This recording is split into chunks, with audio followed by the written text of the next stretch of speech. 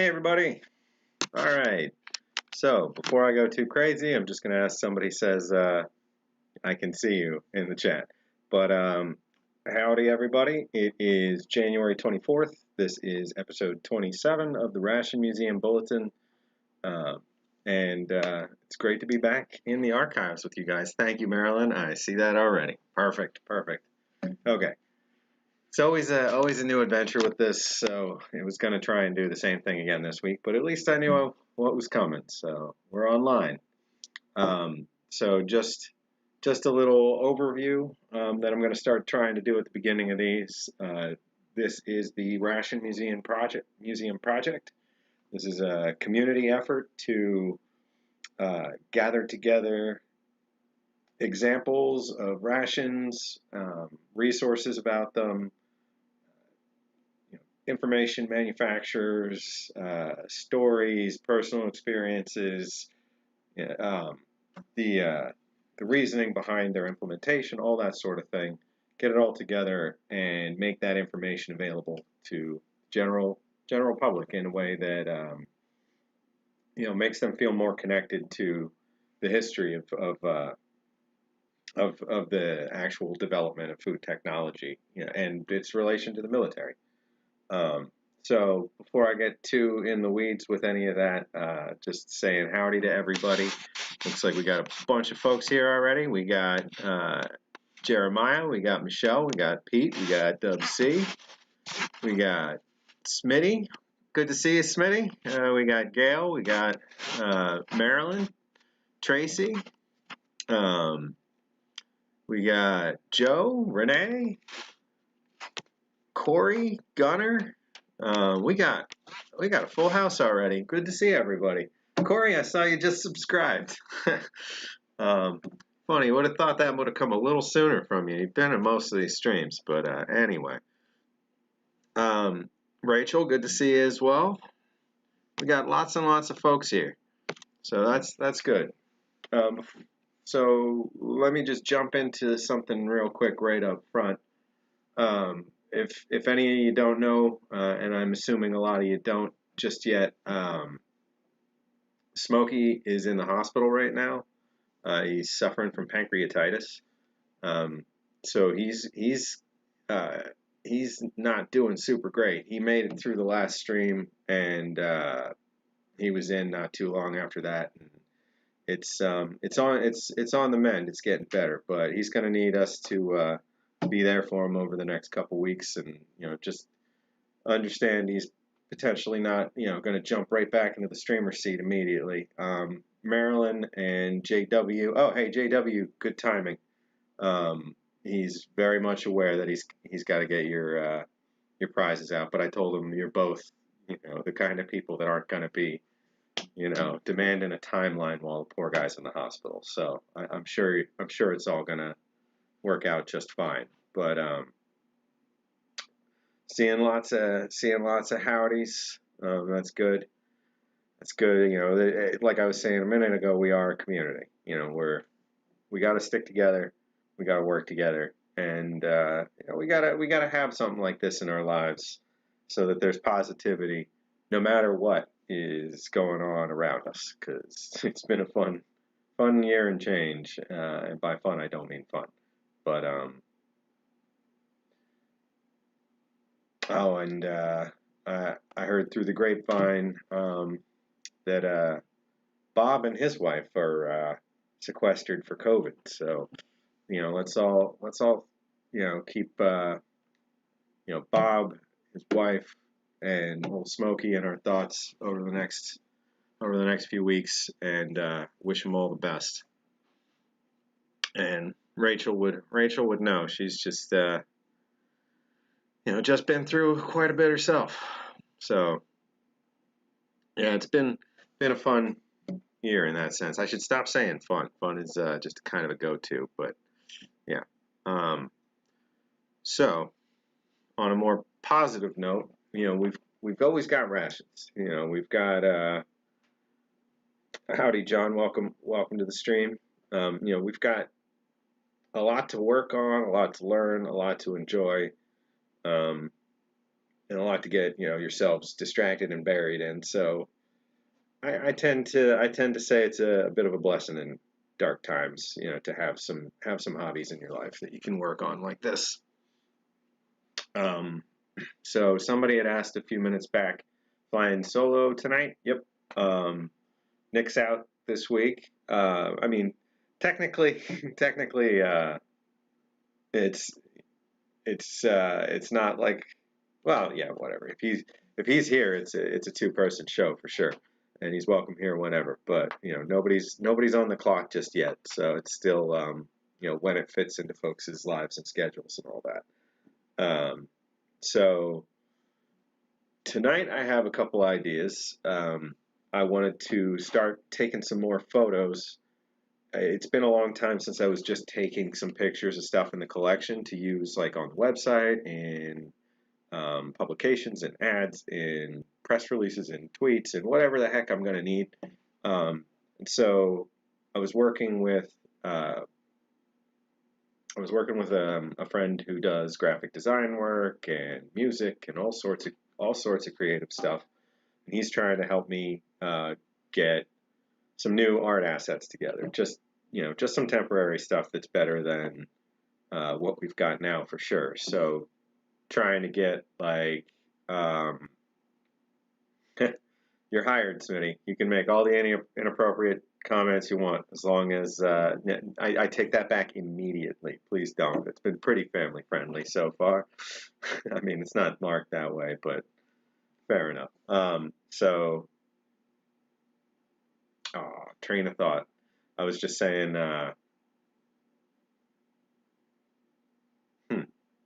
oh, there it goes. There it goes. Photos.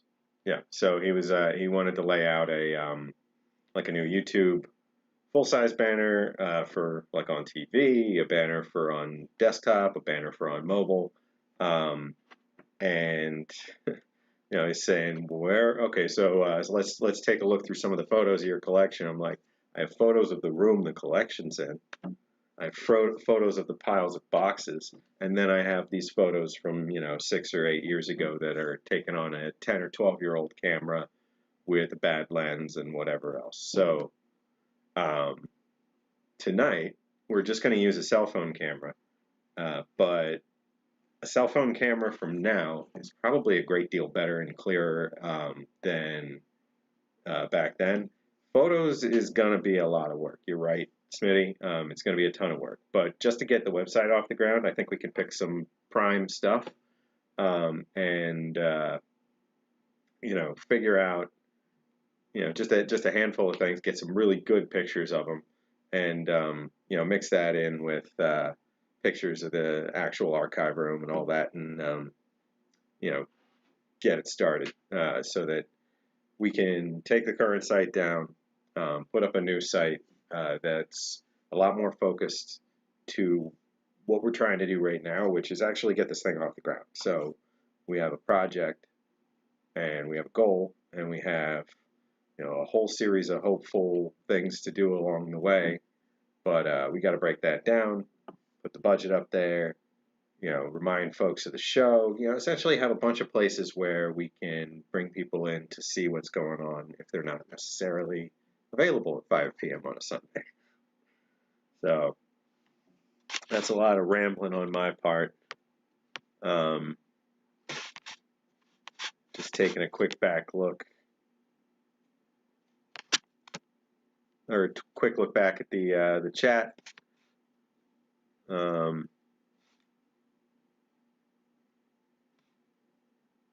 Okay. Bugle call for meal times. Yeah, when I was in the Boy Scouts, I worked at a Boy Scout camp for a couple years, every summer. First as a counselor in training, and then as a camp counselor. And I bet you guys aren't going to believe what I chose after doing my training year and getting to spend like a week or two at every position in the camp. I put in my application for the next year, and lo and behold, had no competition, and I was the camp quartermaster. So even back when I was 15, 16, 17, You know, like I said, the Boy Scouts got me into this whole ration collecting in the first place. It was a Boy Scout hike where I first got handed a brown bag MRE, a dark brown bag MRE. Can't remember exactly which one it was, but it started there, and just thought it was the neatest thing in the world. The entire meal in one place, uh, and it snowballed. But yeah, when I worked at the camp, um, I chose quartermaster, and I had a reason for this too. Man, I am bouncing around idea-wise today. Oh, bugle call. Yeah, what Kalen was just saying. So yeah, we were, it was a Boy Scout camp, so we were. I guess people these days call it paramilitary, but we had our standard uniforms, we had our dress down uniforms, and that was pretty much all we were allowed as counselors. We had to always be in something. We had to be in our Class A's or we had to be in our Class B's, and you get up in the morning, you do your in-camp prep stuff, and then you get the call, you go down in your Class A's, you do your morning flag ceremony, you do breakfast, then you go to your job for a couple hours, then you get a bugle call and you come do lunch, and well, reveille. No, reveille's at the end of the day. I don't remember at all. Yeah, it wasn't quite um, the Reserve Officer Training Corps or the junior, the junior version thereof. That's still a heck of a lot. Who just said Camp Levine? Because that was the first camp I ever went to, and uh, I mean, like in a little hollow off of Route 118, I think, in just about nowhere. So, Jeremiah, what are you nearby that area? How are you familiar with Camp Levine? The sleeping in the winter in a lean-to is like, um, Reveille is AM. Like I said, I'm not an expert, but it was ingrained into us. It was ingrained into us for sure that that whole schedule of rise, prep, uniform, food, switch, you know, more food, switch back again, more food, ceremony, every day. Yeah, between 487 and 118. That's right. So I'm sure you're familiar with all the Johnny Martin stories and the all that good stuff that go along with that camp. Um, but miserable in Minnesota. Feel for you. I hope your winter starts getting a little better, but it does look a little cold up there. It's been a little cold here in Philly, but not really. I mean, last night it got into the 20s again, but that's not too bad. There was snow for like 5 or 10 minutes a little earlier in the week, but other than that, it's been pretty dry.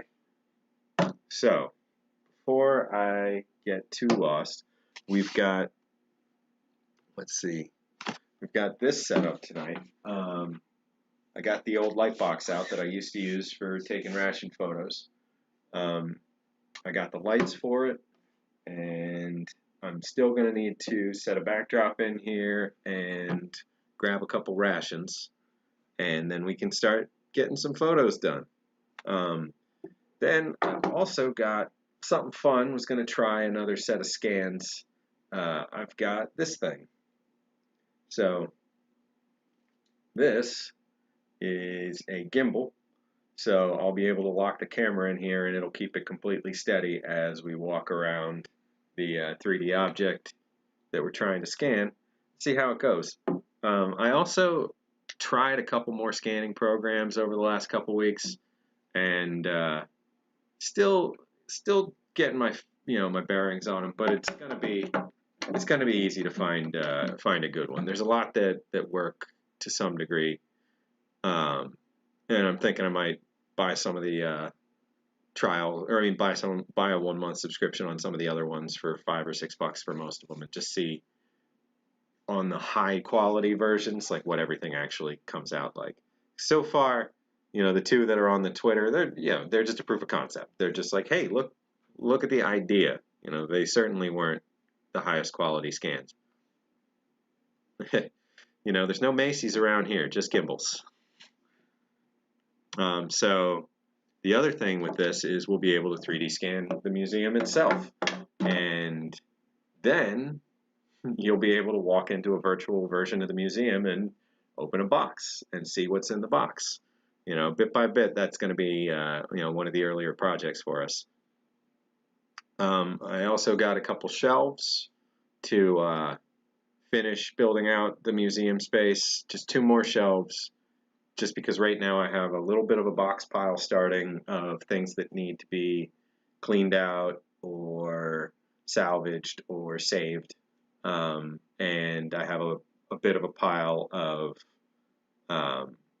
just things that don't have a home just yet that have kind of been added. So we want to rearrange some things in the museum too.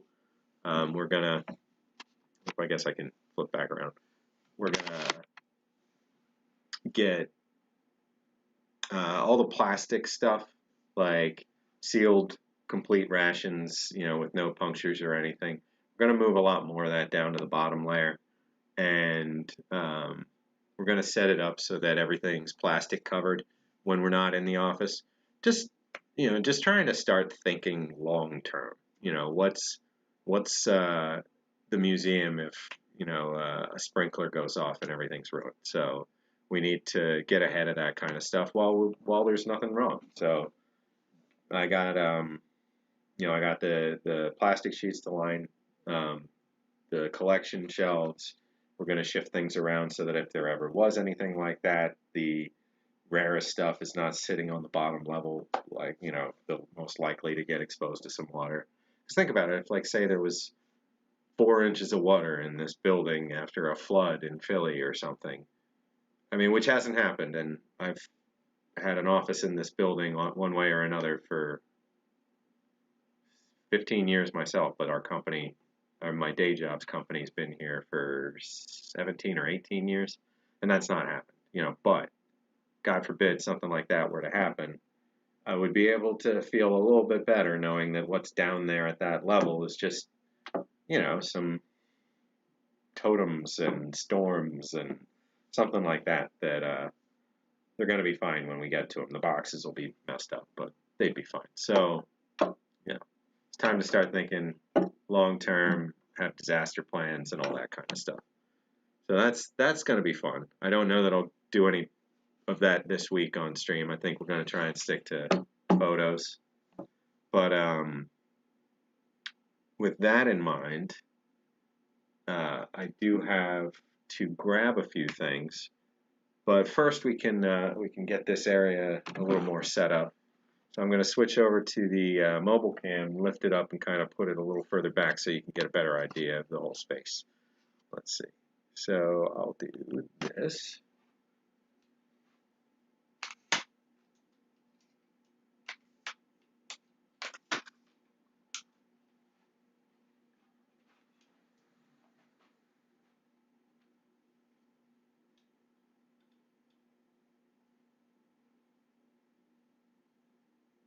All right, there we go. And then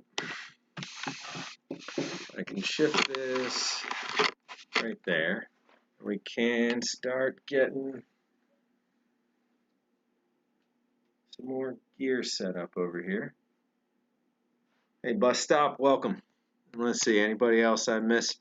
I don't know if I said howdy to Kaylin yet. AJ, welcome. All right, I think I might be caught up. So, let's see. We've got this light box. Just going to need to get lights on either side of it. Add a backdrop in it. So, I'm thinking I'll see what this white one looks like, and I'll see what the black one looks like. It's been years since I actually used these, They might be pretty rough. They might be dirty. We'll find out. I'm going to get these little can light things set up on either side so that we can get some soft light on the box itself, and then that way we're not shining lights directly on the actual items that we're taking pictures of, and we get a lot of fewer reflections. How does that even look? I don't know. Maybe I should flip this around this way. Probably smart. Second Tracy, randomly Tracy. Now I don't know the difference. I'm going to call you randomly.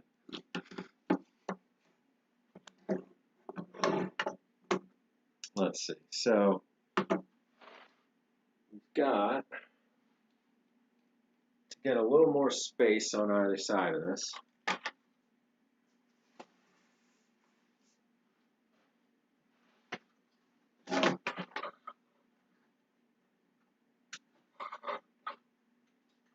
Oh, maybe this one's no good. Let's see.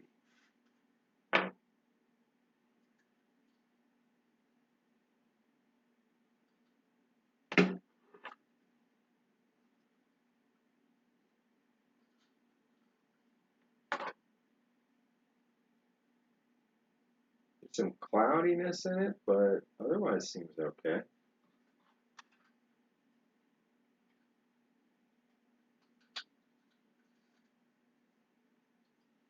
Just going to make sure it's actually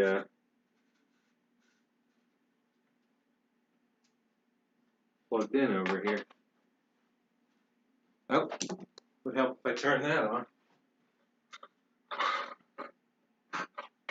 Alright, so then we can light up the box. Ooh, these don't look too good, but has been years. We'll see if they warm up. Alright, and let's take a look here. Alright.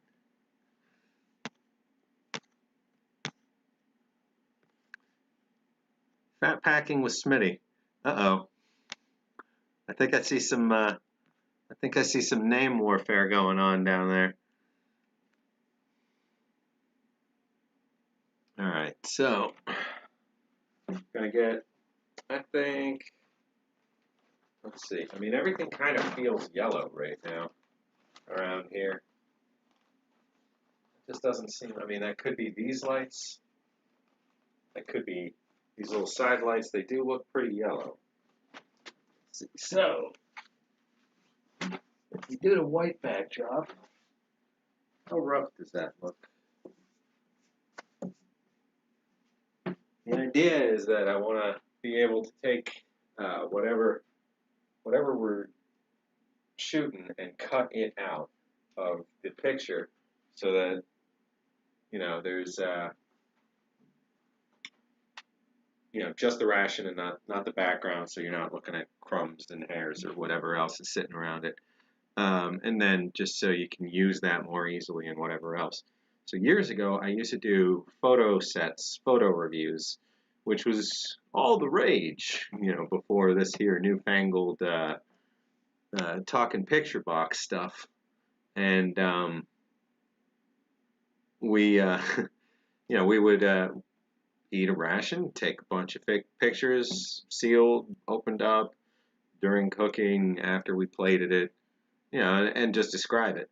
So I have all that stuff, and I have all the stuff from when I first started to take some pictures of the collection for the old museum site, and I think they're all garbage. You know, I look at them and I'm like, I can't really use most of these. Some of the meal pictures are actually okay, but the museum pictures were crap. So the problem was that I was using the black background and I was black balancing everything too dark, and the end results were just pretty rough. Now I realize I could probably have come back and lightened up after black balancing everything, but I didn't know what I was doing too well. It was an old camera, all that kind of stuff. So I'm going to see how good just a, you know, one of these junk cameras that I have for filming with how that does picture-wise. Just going to shoot a bunch of stuff tonight while we're all just here hanging out, chatting, and we'll see if any of that stuff can actually get a little more useful on the site and on the Twitter and upcoming Instagram and Facebook and all that stuff.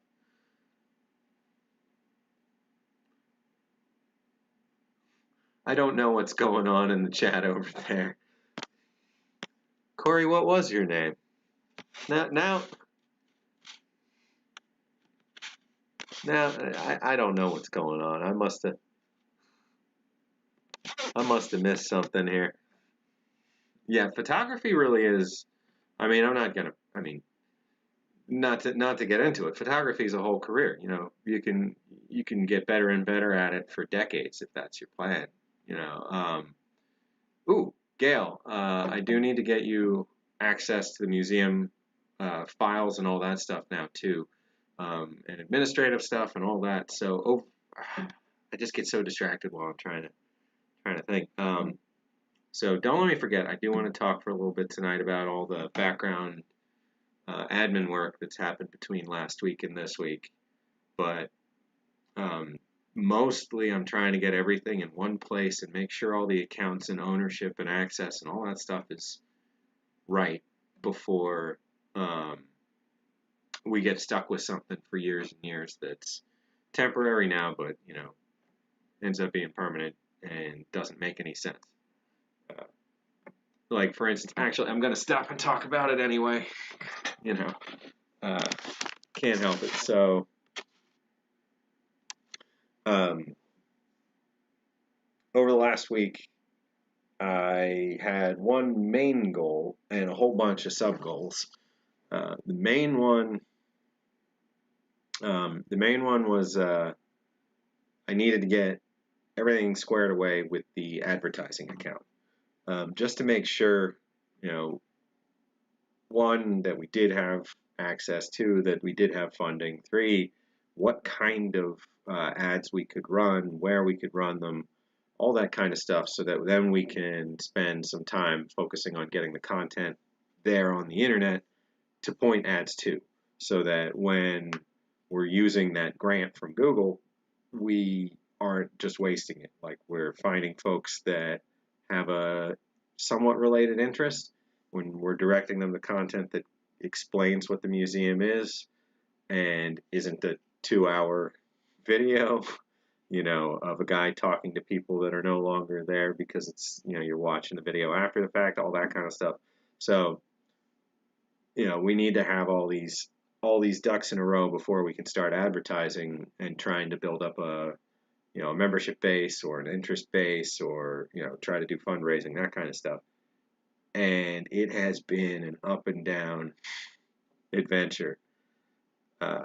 Actually, I was even thinking about using the whiteboard back here to describe it, so I'm going to do that because that's probably the easiest way to do that. So I'm going to switch over to the solo cam here. I'm just bringing this over so you guys can still hear me just fine.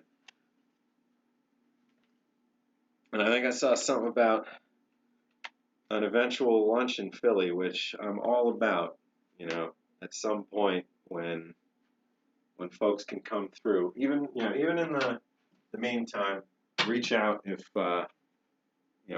something makes sense. How far behind is this? Hopefully not too far.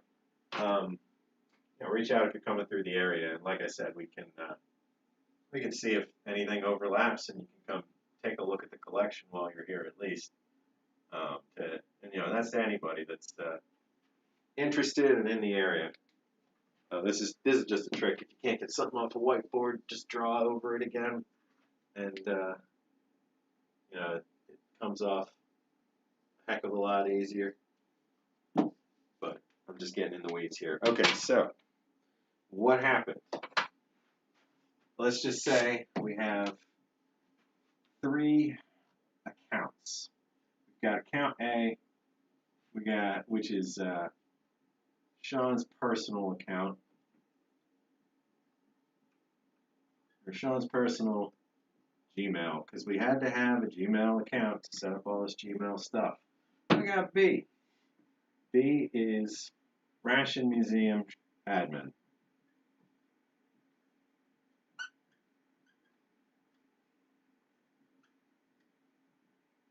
Then we got C, Sean's work.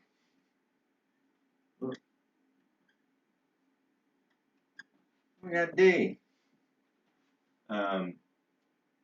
Grant's email. So, the whole thing started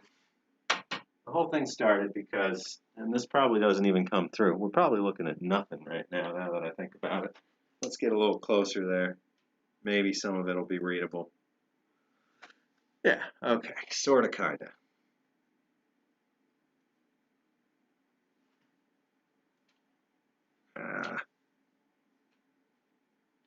Of course, no matter where I look, it's going to have that reflection right in the middle. Doesn't matter. So when I went to set everything up initially, I had to have a Gmail that was not part of the domain that I was trying to make a nonprofit domain. So Google has a service called Google for Nonprofits. It's its own standalone thing. And all that service does is give a management user the ability to petition Google to change certain accounts to nonprofit status. So you need an independent account initially to set that up. And then, so I used my personal account, like an idiot. I should have made an account to the effect of Ration Museum, something or other, at, something by itself. So it was still separated from me to some degree. Because the point is not to just keep making accounts in my own name forever so that anybody who wants access or needs access in a year or two needs to track me down and get it. So when I did that last June, then I applied for nonprofit YouTube status, nonprofit G Suite status, nonprofit Google Ads status, all that stuff. And one by one, we got accepted and we got our approvals. Then we got the ad grant program, and it said, "Who do you want to associate with this?" Sorry, it didn't even. It just associated right to that same account. Now, that approval for just all the accounts let me make, this account in the first place. So when I came back and wanted to set up an ad grants user, I figured I'd make it point here, or, at some point make it point to its own thing. Yeah, it should have been easy, but I came back and the system believed it was pointed to my personal email. Problem is, my personal email had an ad account from 10 years ago. It was closed. That wasn't in use anymore, where I used to advertise a gaming server that I ran. And that was, every time I tried to talk to Google about, hey, when I log into this, all I see is that, they'd say, no, we understand you're having a problem getting access to your nonprofit account. We'll make sure you can get access to, and then they would label off the old gaming account. And I'd get back in touch and they'd say, oh, yeah, that was a mistake. We got it. We understand. We've changed the record. We're going to get you access to. And then they'd say it again, the same number, the wrong account. And this went back and forth a couple days. And then they finally told me everything to say. And I said it. And then they said, well, that's great. You got everything. We understand what you want. It's denied because we don't know who you are. Because that was coming from this account, the museum administrator account. So I said, well, what do you need me to do? They said, well, you have to respond from the personal account. And I said, okay. So I wrote it all up and I responded, and their system rejected it. It just spit it back and said, you're not allowed to email this address. So then I reached back out to them. I said, hey, I can't email this address. This keeps going on back and forth, and they can only get me an answer between 2 and 3 in the morning. So every day I have to write up a whole bunch of stuff and figure out what did I do wrong, what might be the right way to do it, and resubmit and hope that they see it and get back to me overnight. So this keeps going on, and they finally say, you know, like, what would you like? What would be ideal? And I said, you know, I just need to make sure that the museum's in control of this, not a personal account. And they said, okay, do you have a standalone account for it? And so I set this up right away. And they said, oh, okay, that makes sense. We'll associate it with that. Then they came back the next day and said, well, no, that's not an admin. So I made it an admin. So then they came back and said, no, it's the wrong kind of admin. And then I came back, you know, to that again. I had everything fixed up. And then they assigned everything to this email for I have no idea what reason. I think I submitted a ticket and had been logged in as this. So now Sean's work is the owner of everything, and that can't work. So I respond to say that that's wrong. And the other thing is that that had an account associated for work, so I couldn't log in there either. So then they finally get this one to work. You know, we've got the ad grants administrator email attached to the ad grants account. Excellent. I log in. Excellent. And there's a terms and conditions pop up that I can't accept and can't get past because this guy's the only guy that it thinks is allowed to approve it. So then I had to go back into the whole process. I had to get this attached to the account, give this permission to take over, get that taken out of it, and then once that was all done, I removed that from the account, removed that from the account, removed that from the account, and that's the only one. So now we're good. Now when I get people that can help, this account can oversee, can grant access, do all this stuff. And when there's someone full-time working for us doing ad administration and that kind of stuff, because it's enough to be a job, then they're the one that logs into this. And it doesn't have to be split off from something else. And it's not, you know, oh, hey, check this email address, but don't look at my personal stuff. I mean, it's all stuff that had to be done, but it was a big mess. So I have no idea if anyone cared to hear a word of that, but that's been my last week. And then, no, hey, Gunner, Google is our biggest benefactor. Google is giving us $120,000 a year to let people know we exist. Their systems are jank, and their customer service right now isn't the best. But I'm willing to jump through those kind of hoops when the end result is the museum has actual has actual funding for ads. So, JW, you can always email me here. Wait, here? Yep, right here.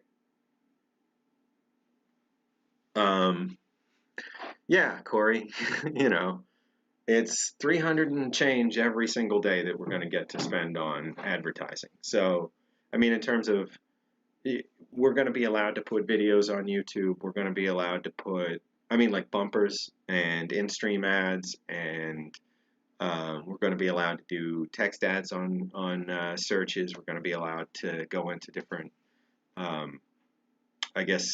markets where Google advertising is available and make our own ads. So, yeah, JW, you can email me at sean@rationmuseum.com, and I'll get that. I check it pretty regularly. Might be a couple days before I get back to you. You can always find me on the Discord too, which if you expand the about under this video, there's the museum Discord, the museum Slack. Just apply and we can get you on that. Or I'm on MRE Info Slack a lot too. So, oh man, Frey Bento's pie. I am very interested in that, and I'm actually thinking Corey will be interested. I'm really getting tempted to bust open one of those extra steak and kidney pies and see, or steak and kidney pudding. That's what it is, steak and kidney pudding. See what all the fuss is about. Having one from nearly 30 years ago, 28 years ago. Sounds like it could be pretty good. Rachel, Discord's like a audio, visual, chat communication platform. and people with projects get to make their own like room or server, and then they get to set up their rooms and their rules and their users and their admins and their features and all that, and it's free. You can sponsor the overall concept, you can donate, but the servers themselves are free, and they hold content indefinitely. Everything's encrypted. It's great. We've got one where over time we're going to use it more and more and more, but it's going to be where we can post things like, hey, we need some help researching this, or where you guys can post things like, hey, we spotted this in the news that you might want to talk about, and that kind of stuff. So anybody who wasn't here in the beginning, howdy Howard, howdy Pam, welcome. Anybody who wasn't here in the beginning of the stream, let me get you caught up. So on Smokey, so Smokey's in the hospital for pancreatitis right now. He and I just talked a little bit ago. He's been in since not too long after the last stream last weekend. So he's not feeling super great, but he is getting better. The first couple days, he said, were just unable to communicate. He's been in touch with just a couple folks. He reached out to me today or last night about it, and did want to tell everybody, he's going to be back. He's going to get back on the air. He may just need a couple rest weeks, or he is going to need a couple rest weeks. But he's going to keep an eye on Slack. He'll be on and off there. So if anybody needs to reach out, if you know his number, give him a call or shoot him a text. I'm not going to share that here, obviously, but you can you can reach out to him on the MRE info Slack too, and he'll see that, and I'm sure he'd love to hear from whoever's got the time to say howdy. It's gonna be a rough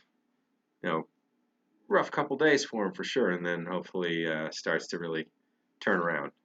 But he's had this crop up about 2 years ago as well. So it's one of those things that you'd like to be a stranger to, but unfortunately he's no stranger to it. So keep him in your thoughts and prayers. And better yet, reach out to him if you got the time. Just let him know you're thinking about him and wishing him well.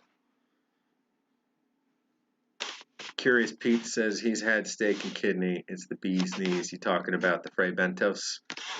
Or you talking about the steak and kidney puddings?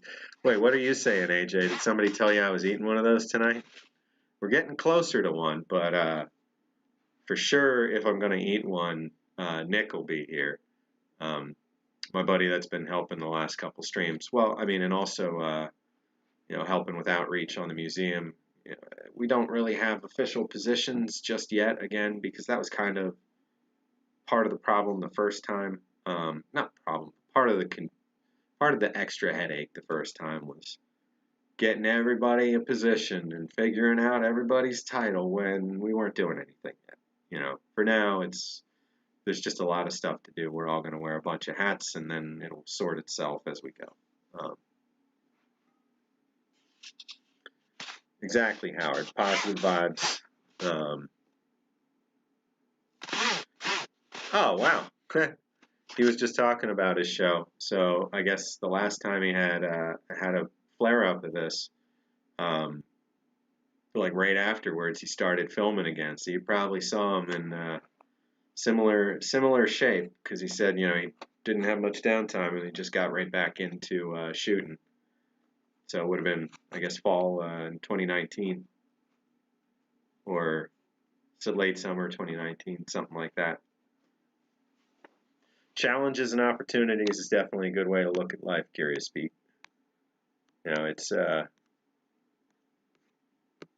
you gotta approach everything with the attitude of how do I get through this, not can I get through this, because we can't, we have to. I mean, to the best of our ability. Howdy, James. Good to see you. Welcome to the stream. So tonight we're just talking about a couple different things. Progress with the Ad Grants Administration and the General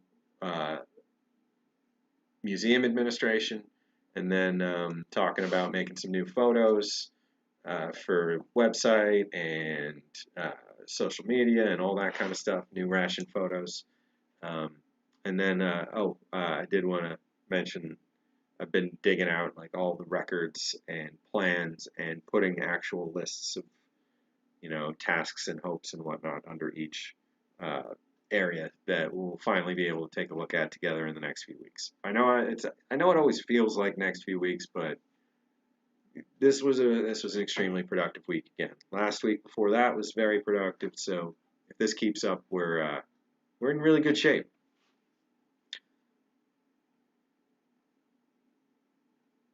Let's see. So Howard says,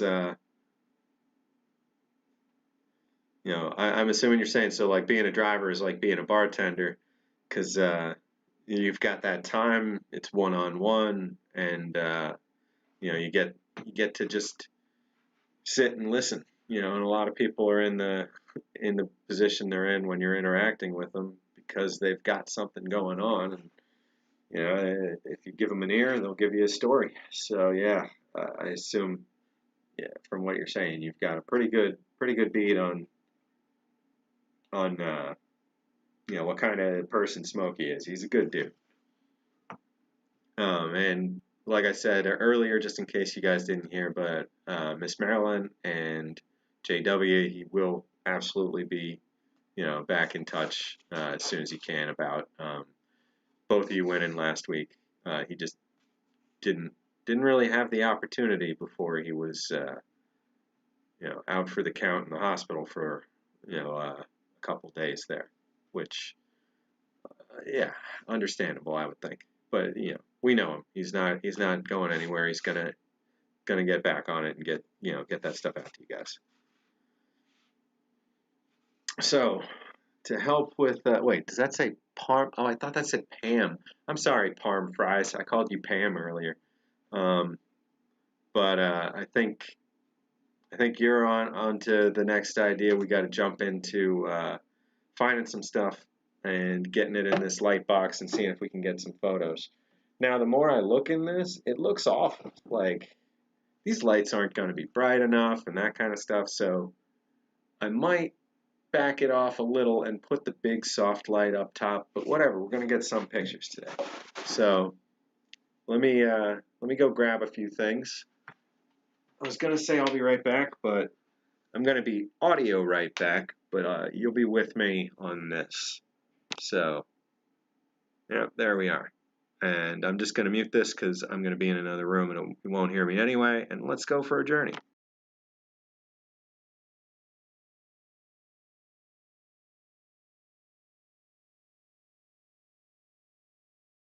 I just thought of something. Okay, wait. I'm going to put this on the gimbal so that I'm not going to make anybody sick with this journey. We're gonna put this on here and have a nice smooth walk. So we got a big gangly piece of electronics right here, and we're just gonna pop it in this frame and turn this on. Let's see. There we go. So now I'll be able to walk around without it getting all sorts of bumpy. So let's see if this actually works. All right.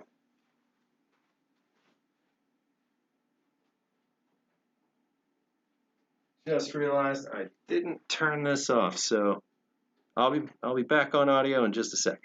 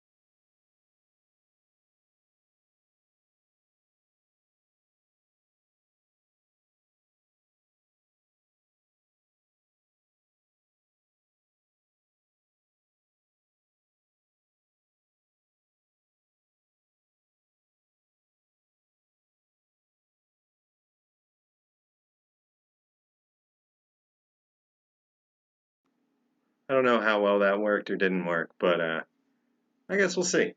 So I grabbed a couple boxes. I'm going to turn this back off for a moment. Oh, there we go. And get this back in its other little clip.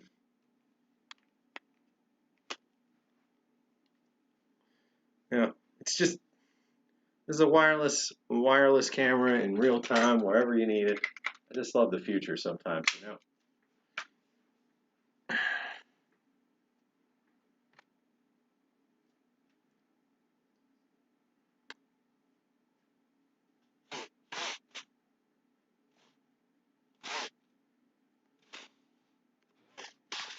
Yeah, gimbal tech is coming down. I see folks talking about it. This one wasn't too nuts. I got it for another project, but I figured I could use it with the 3D scanning stuff. So we're gonna give that a shot. And also for these pictures, you know, my hands aren't the smoothest, so I was gonna try, you know, using this, but I need to link it so that I can take the pictures with the, you know, with the handle, because I can, like, there's all these, you know, all these buttons and options and stuff on it, so you can like move it around with the little joystick while you're using it, and you can record video, you can take pictures and that kind of stuff like while you're holding it up.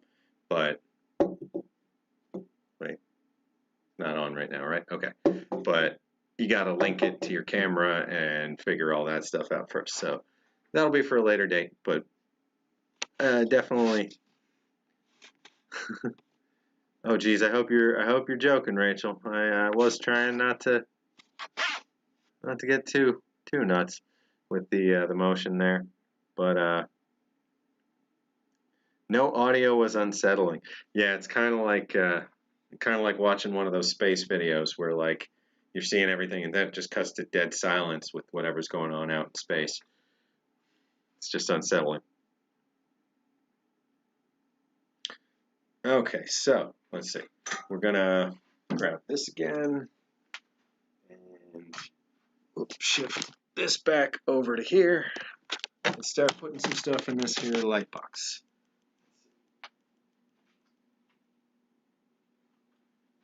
Do I want to snap this back into the gimbal, or do I want to try and just do fixed position? I don't know. I would not call this real photography. This is just a guy snapping some camera pictures to use for a museum website at some point. Oh wait, no, I don't want to use this. This is the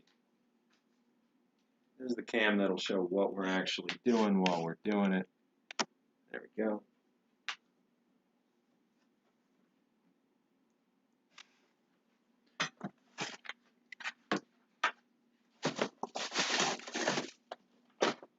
Let's see. So we could take some neat group kind of pictures, like put a bunch of stuff together. But first, I just want to see about this lighting. This is not terrible, but the white balance is pretty awful in here. I've got another big light over here, but I don't want, you know, I don't want it to be reflecting anything. Like, I don't want there to be a big old light in the actual, like, on the rations themselves when we're looking at them. Let's see, I wish I had like a lint roller too. You know, piece by piece, figure these things out. So I'm just going to put out some LRPs. Yeah, thanks for stopping by, James. Always good to see you. Have a great rest of your night, you know, and keep on checking in, and hopefully continue to see progress week by week. Well, there we go. Well, actually, don't go. There we go. There we go. Yep. So see you again soon, I'm sure. 79 terra firma. The 1952 cans you opened from an MCI or from an RCI were decent. Like RCI food, or are you talking like B units? Because the RCI B units, the tall cans, those are probably, there's a lot of those that are still, you know, floating around and still okay. I mean, they're not They're not cheap, they're not common, but they're not extinct. And then in those, you're probably going to find good peanut butter. You're probably going to find those cream-filled sandwich cookies, like the great big like Oreo kind of looking things. Um, those tend to hold up. I've had those going back to I want to say the late 30s or early 40s, and really enjoyed them. Um, but yeah, there's definitely parts of those that would survive.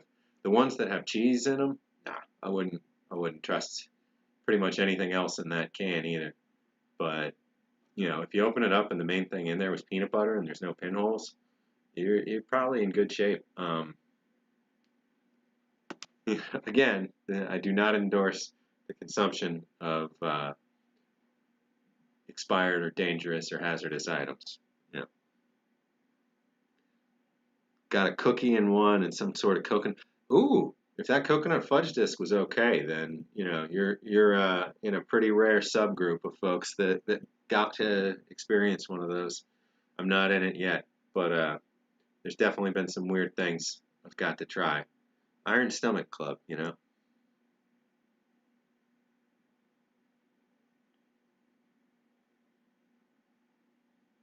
I I don't know what's going on in the chat. I'm gonna go back to putting some of these in here. Hey, Smokey,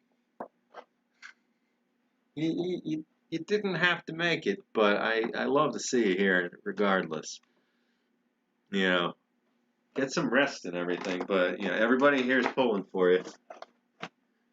We're just we're getting some pictures together so that the museum site, the new museum site, isn't so dark, depressing, and bare. Oh, and I wanted to get some folks' opinion. So years ago, these things showed up on eBay, and I think they're still popping up now and then as supposedly official packs for these rations. And I bought them just to see because I had one of these, and I wanted to see if what this was being sold was what this was. I'm pretty sure there's a whole chunk of these that went out in the like 2009 through 2012 era that are fake. I'm pretty certain that this in my hand is not an official U.S. ration. This is a an aftermarket attempt at the same thing in these reproduction sleeves.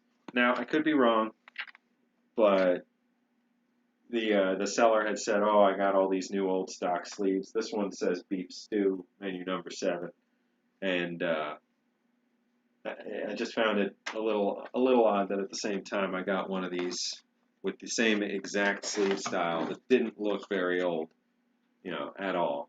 But as a for instance, here's a much rarer, much older style. This is like almost a denim kind of feel to the material.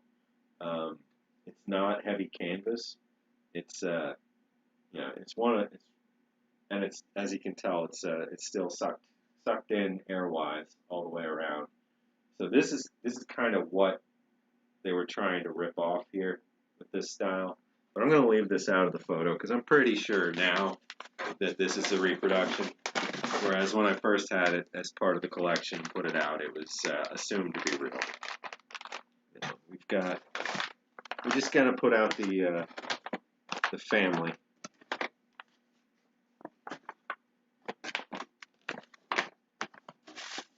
Got a bunch of varieties. Oh, and here's another. So this one, one nice sign of age is the the 50-year-old rusted staple. But likewise, potentially,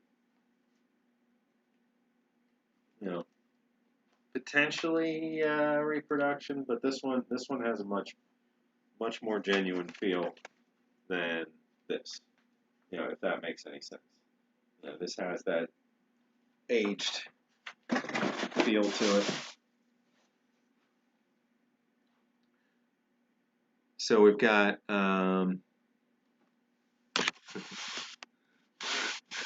Hey, there we go.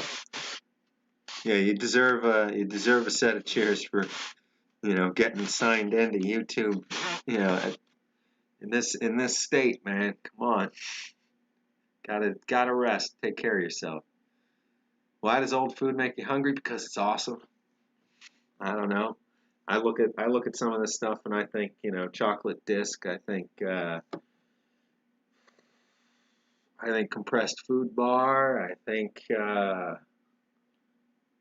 some of these things have some fantastic, like the big fudge cookies, the cookie come chocolate covered. Like I look at these things and that's what I see in them in my brain, and it's always a struggle to leave them be. So let's see, we'll get set up a little better. The battery is running low. Oh yeah, it would do that if I'm not plugged in, won't it? This thing does. This thing does drink juice when it's unplugged and roaming. I guess it's been unplugged for almost an hour while broadcasting, so hopefully didn't lose everybody there. It almost shut itself down. Let's see. So we've got to arrange this in a slightly more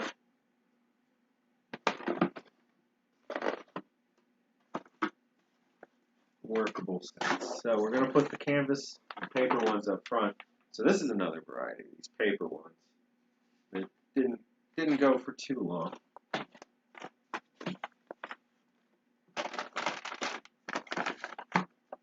These early 80s plastic ones.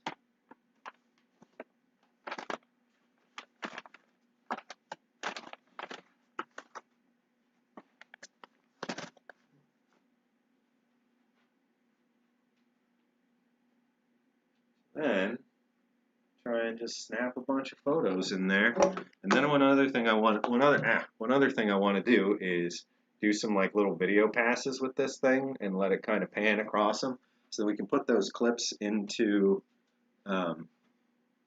into like an ad for YouTube, or play on YouTube, or into just videos we put together.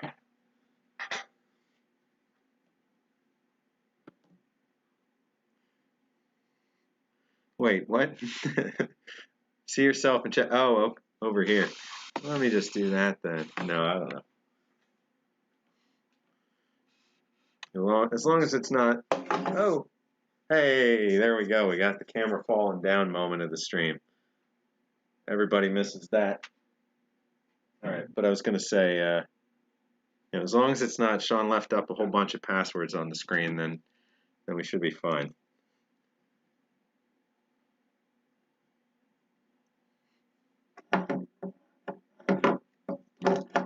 All right, so getting this camera up and running as well.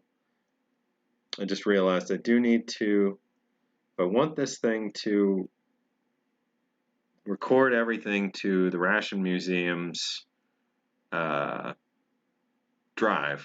I just need to sign in on this real quick. So exactly what I was just saying to avoid, is doing sign-ins and stuff on camera. Hey Luke, welcome.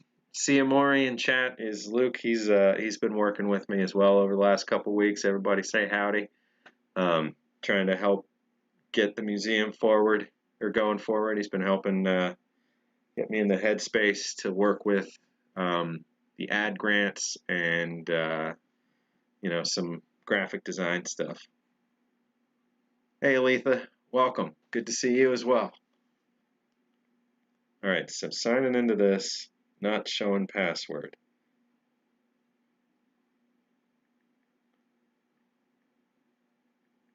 Because then I don't have to have some complicated process of getting photos from a phone or from whatever over to the museum accounts and then onto the museum shared super drive.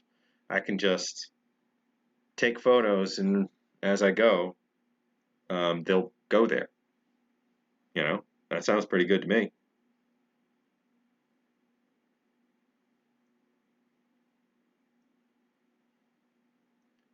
Okay. I think this is working out.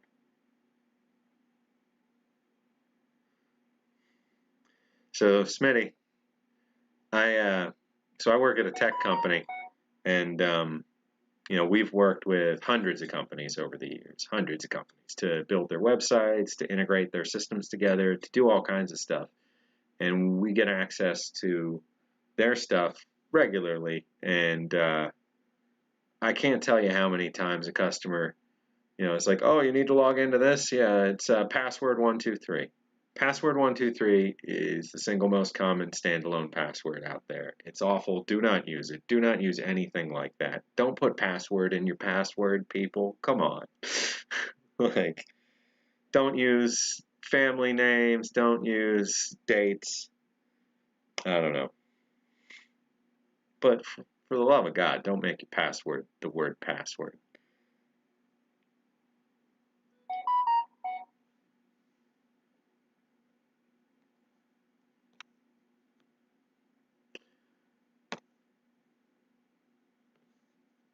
Oh, and I don't think I specifically said hi yet, 79 Terra Firma, but hi, welcome back. Good to see you. All right, so now signed in there. Now I just need to make sure that photos go there, and we're good. We can start taking some pictures of and some videos of rations.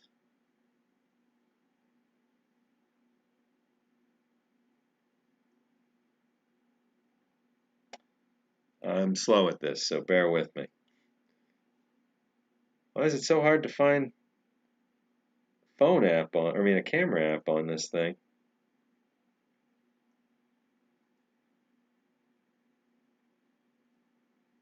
Okay. Now, because this isn't normal, I just want to make sure it's actually linked. It's going to take a couple quick nothing shots just to see what happens. Have a good one, Renee. Good seeing you.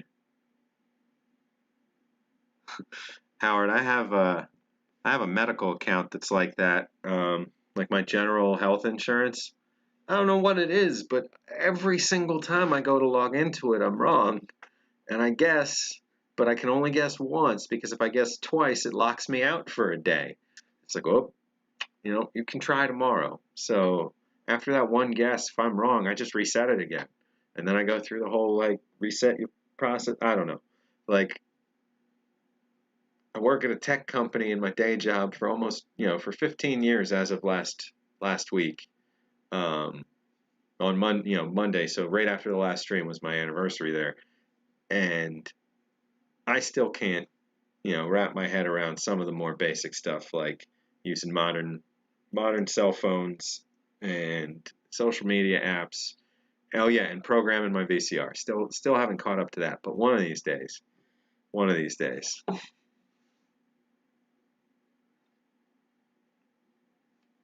right, let's see. So, the photos for certain. This is insane. They look like I just reached the hand in the box and went like click, click, and like, okay, I just need like an example to be on the camera to make sure the syncing is actually gonna be a thing, because I don't know how this stuff works on a Samsung versus on a Pixel, and the garbage photo, test looks really good, and the white balancing in it came out really, really good. Oh, don't write them down, Aletha. Don't write them down. Yeah, a good management tool can really help out, so you don't have to remember a million things, but also so that they're not just sitting there. I can't wrap my head around, like, like people have these books that say like my passwords on the book, and then they just have it setting on a table like right inside their house. I guess if you don't have like banks or insurance or any of that stuff linked to anything in there, maybe it's not so bad, but believe you me, somebody can do something with your American Express login or your bank login.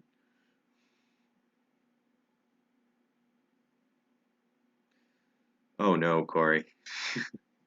Corey talking about some digital B&E. I was over the last couple days trying to learn a little bit more about tagging and keywords that matter. I just saw you saying search Smitty MRE. So like I don't know if anybody follows the Twitter, but I've been trying to use that more and more and putting more tags in there so that there's more exposure from folks searching those tags, seeing the link and potentially clicking through and joining us here. But I think it's going to work a lot better when we have like articles up on the site and pictures to look at and something to talk about what we're doing instead of just jumping right into a live show.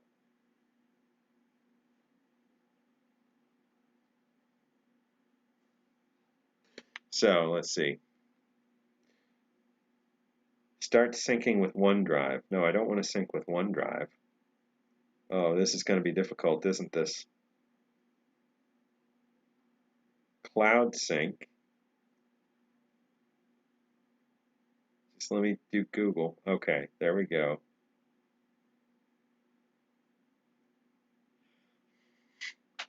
So look, I personally, have my own structures and things I do and don't do in my day-to-day life and things I avoid and companies, I stand behind and companies I tend not to try and do business with. But the museum's its own thing. So in a real world scenario, the museum's got to lean on some level of tech, and I don't want to put everything in one basket, but the museum is leaning pretty hard on the company that had enough faith in us to grant us the fundraising budget for the next 4 years, in terms of just yearly ad spend. So, and access to all these systems that otherwise, like, I pay in my day job, we pay $50 per person per month, for the same apps, that we're currently using just to organize files and communication and all that kind of stuff. So, right, Howard? It's a niche thing, but at the same time, right now we're just getting everything started. But one of the goals is going to be for it to be more common knowledge that how these things changed what we all eat, how they've changed, the way we think about food in general and our longevity as people. The more we make these advances in, things like the Civil War really pushing forward the idea of germs in food and that kind of stuff being a problem and needing to be dealt with. And then, First World War getting to the point where, the actual materials used for packaging started to, be a problem in the sense that, hey, when we make millions of these, we start to notice patterns and improve on and change. And, that stuff got shoved forward because of war, because of the need to make millions and millions of something, or, instead of, just everything continuing to be local.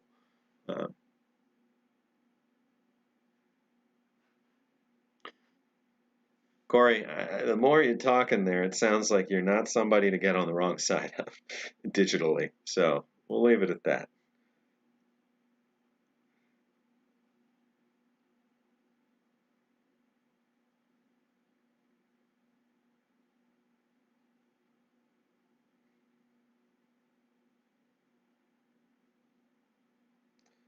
What? So trying to use the museum account on here. It's making me set a password so that no one can break into the museum stuff through this phone. Of course, one step at a time. All right, that's not in view. Okay.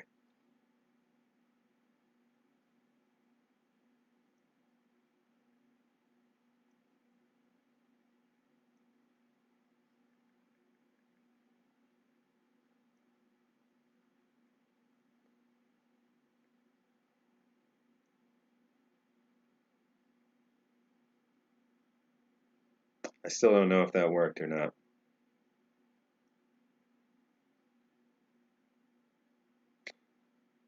I'm sure this is all sorts of exciting, but I've been thinking, like, you know, there's a lot to do, and these streams are a great opportunity to just keep working and bring you guys along for the ride.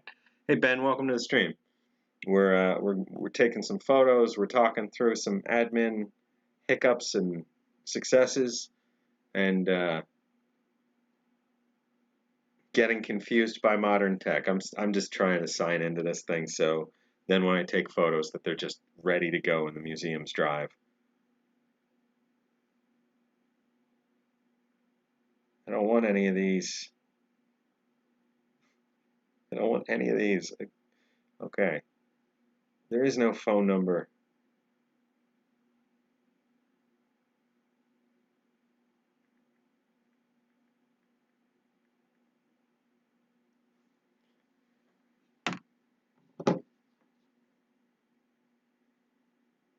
So I'm just getting a code.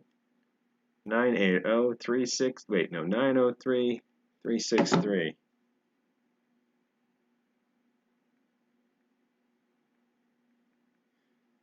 All right, so now we're signed into this. We're gonna lock this into the gimbal, and we're gonna do a little like fly up and over of this collection of long range patrol rations. Bloomsburg Fair Talk. You're gonna get me distracted again. Samsung Cloud? No, not Samsung Cloud. Not OneDrive. Oh, I thought I had this figured out. Why did it ask me to sign into Google if it wants me to use Microsoft OneDrive? Oh, just garbage at this.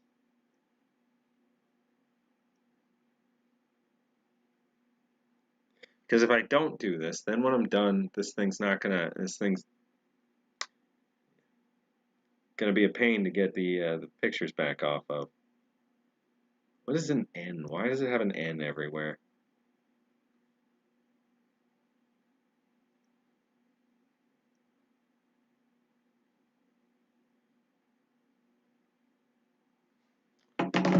I'm gonna have to research. Glad you made it, and have a good rest of your night, Aletha.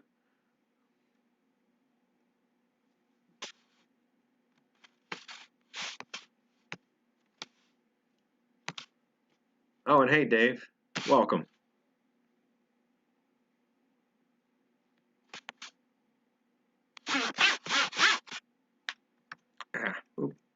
So let's see.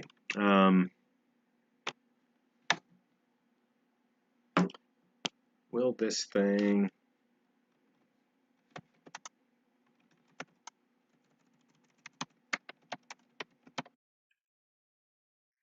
Oh, hey, thanks for the sub, randomly, Tracy. Much appreciated.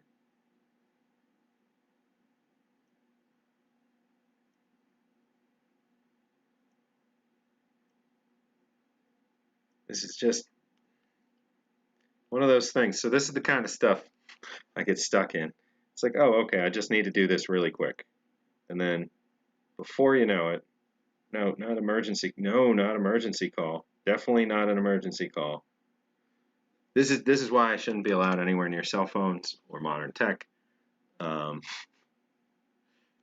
just gonna have to take photos and figure out how to get them off of here later. That's my own issue.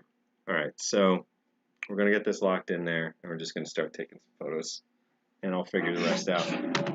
So switch back to this. We are using this here gimbal again. So just clipping that into the frame, turning it on. Make sure everything's tight in there. You don't want it moving around while the gimbal's on, or else it tries to compensate around that. So like it should set pretty even when it's off. So this is wanting to tilt right, so what I should do is move the center of gravity a little bit more left. So I'm just going to do that. Now it wants to go way left. There. So now it's pretty even. I'm going to turn it on, and I realize now you guys haven't seen any of that. So here we go. So now we have this device that holds the camera nice and steady so that my hand doesn't screw it all up. And then I can do stuff like, you know, tilt the camera, control the camera from this little handle so that those moves are nice and smooth. And you know, I don't shaky hand it up as far as these videos go. So I'm going to do some quick thinking. Let's see. Shift that back like that. So what I'm thinking here is I'm going to go in and you know, kind of come up over everything while tilting the camera up. So I don't know, and then maybe play it back slow, but we'll see. Just a thought.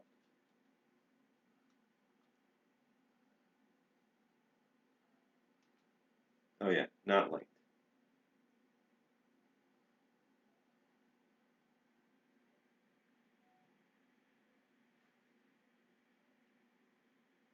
All right, gonna start over already, and I am definitely gonna need to link this, but you know, in the long run.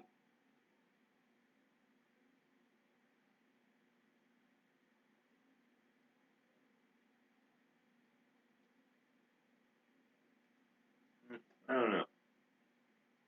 Just gonna keep it running. Can cut whatever I need out of it later.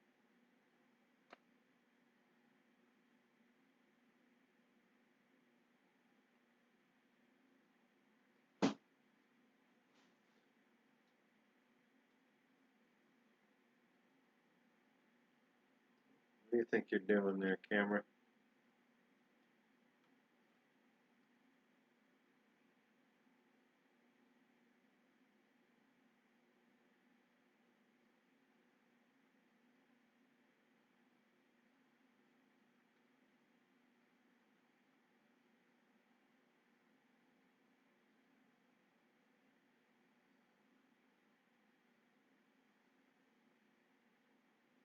All right, I'm gonna switch to photo and just take some photos in here.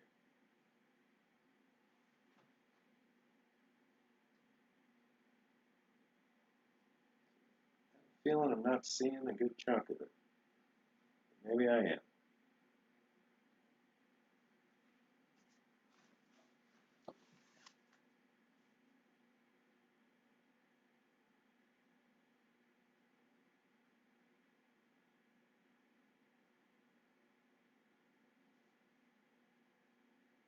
Yeah, I'm definitely going to need the thing that like lets me use this button to take pictures. That's going to be a little nuts. This is the mode I want. Isn't that just the darndest thing? Like, I mean, I guess this back and forth I can change that mode even here too. Oh, and there's zoom controls if I link the camera. It's just, I don't know. It's just pretty darn cool technology. Let's see.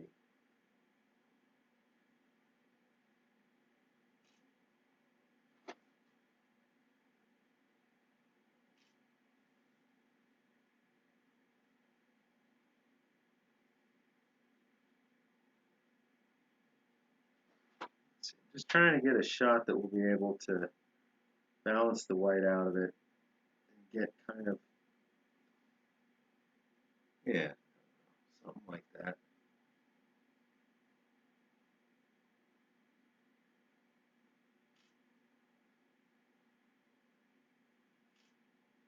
There's like all these dark regions in there that I know aren't going to turn out that good. Let's see. The video is 16 by 9 or 4 by 3. It's 16 by 9.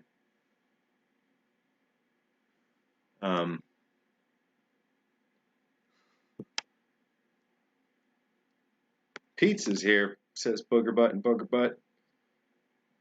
Enjoy. not last week, but the week before, I finally had the MRE pizza, which I was very much happy with that. Like I know some people somehow still were thrilled, but you know, when you realize what it is and what went into it to get to where it is, like I don't know how you can't. I don't know how you can be anything but impressed. Man, I really do need to link this thing, or else it's almost like why. I was gonna say why am I doing it, but it is still much more stable than my hand tends to be. Let's see. So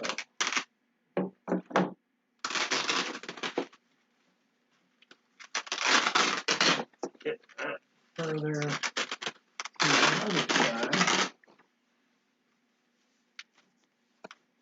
Do some shots from the other direction. This lit up a little bit better there.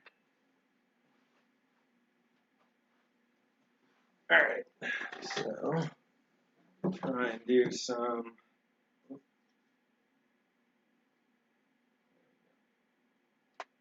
I don't know. No, you're fine. Wait, did I turn this off? I guess it did. Did it die?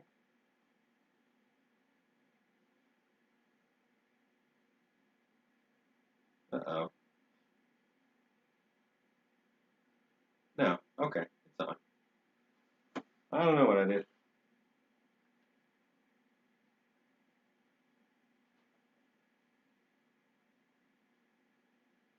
The photos, I'm assuming I'm only seeing part of it, but I'm not 100% sure on what angle, or I mean what dimensions the photos are being taken. I should probably check the settings and make sure that I'm not, taking something scaled way down or something like that. So that's not a settings menu. Okay, that. Front size, 1699 1080p for video. It's only 1080 or 720, so I'll keep it on 1080. HDR is turned on.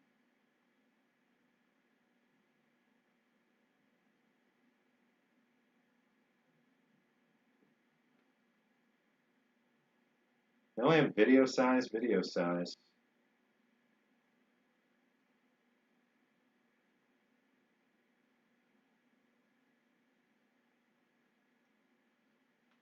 Goes to show you really need to try your tech before you're on stream, but I don't know. I don't think we're having like a problem. These are really starting to look clear and nice. Again, I keep going to take a picture by clicking a button on the thing, but that's not working.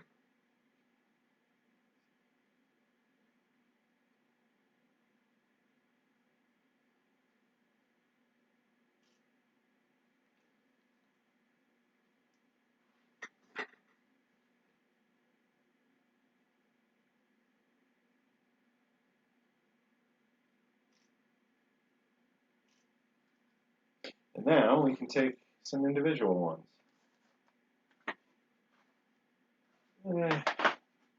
Just a couple. And then we'll jump into this other box and see what we got in there.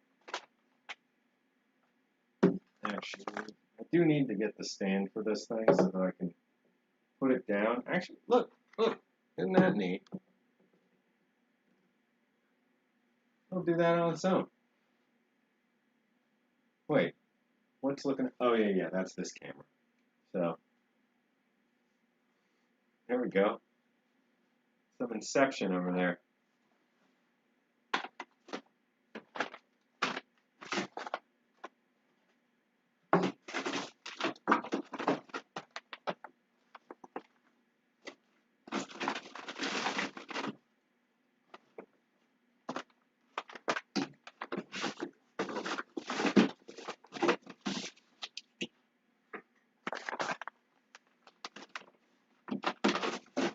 I think you guys might remember me eating one of these classic rations on stream. There's one of these. Wait, one of these, but pretty much shattered into little bits. One of the Cadillac products from Sterling. Yeah, Sterling Heights. LRPs, and the main was still good. The Mountain House main was still good. You know, so there was that. But pretty much nothing else. Let's see. Got a general idea what's going on. You can see on here, for whatever reason, the box itself looks pretty dark, but you can see on here that the photo actually looks pretty good. There we go. I don't know why it just dropped out there, but we're gonna get a bunch of nice photos up close of this. Hopefully, be able to work with the background a little, but even such, some clean white cloth backdrop. It's not the end of the world if we leave that in for now. Part of my problem, you'll hear me use that phrase a lot, but part of my problem the first time around was trying to be a perfectionist about everything. Macro mode, good call. So I have a whole macro camera set up at home. So the photos are set to 4:3. I'm going to leave them like that for now. Let's see if... So macro...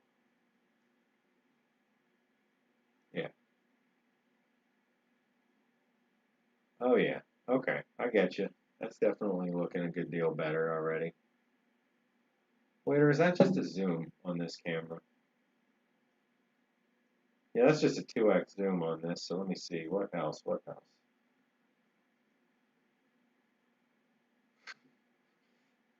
No, I don't need to do an augmented reality view on this thing. That's funny.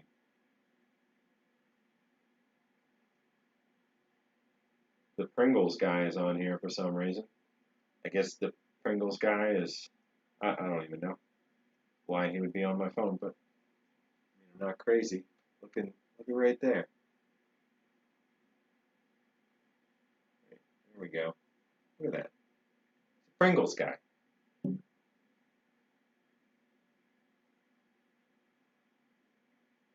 No, back out of this mode. Photo. Nope. Nope.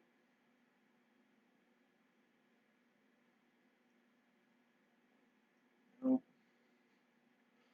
I think when I switch to what appears to be a macro indicator, just a leaf versus trees, it just goes to the zoom mode. There might be something, but I'm gonna leave it at 1x and just get close. And well, let's see what.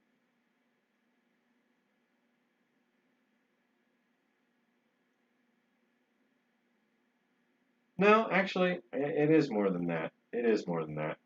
So I'm gonna run that mode. Can't click photo on the thing.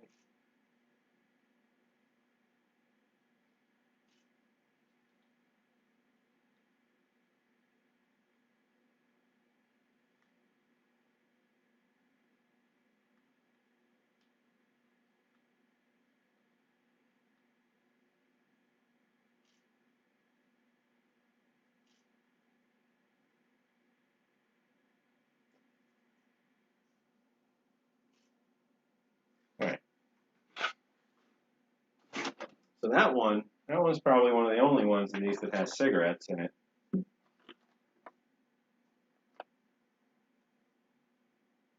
If not the only one.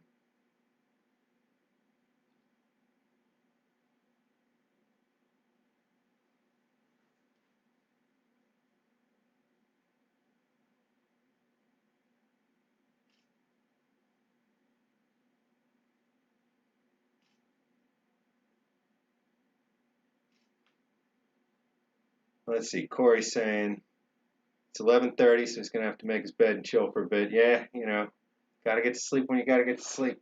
I gotta remember that 5-hour time difference. I hope you had a fun one. We We were a little informal tonight, but this is the reality of it. We got to do all this stuff. I mean, this isn't me starting to photograph the collection. This is me, completely amateur hour, just taking some pictures for a website, and for some to share on Twitter and to use in our profiles and whatever else.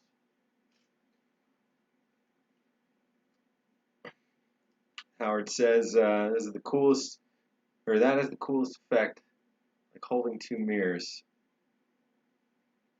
Oh! When when I had the camera in front of the laptop, in front of the camera, in front of the it's it's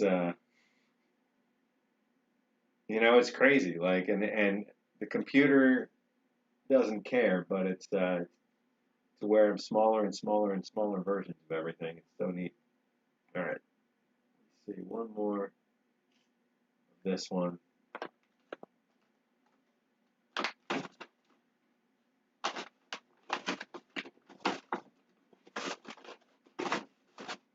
And then one present day one.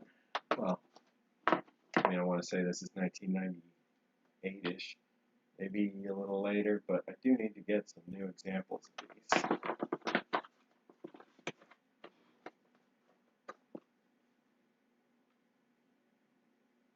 There we go.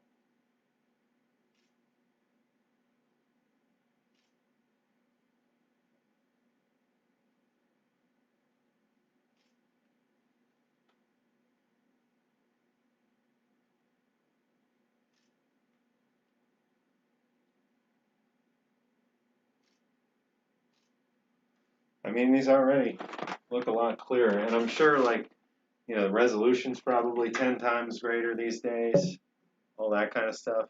All right, balance yourself. God, I love the future. There's so many cool things going on right now, like in terms of tech. Like every day, I just gotta remind myself of all the things that I'm surrounded by that didn't exist 20 years ago, or 30 years ago, that we rely on now. It's just so cool.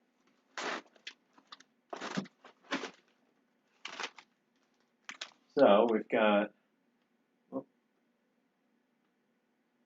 not going to really get a good angle on that. We've got some of these things put open. So I think I might pull out some of those contents.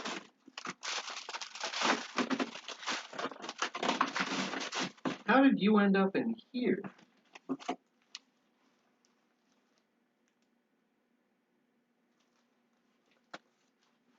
South African ration.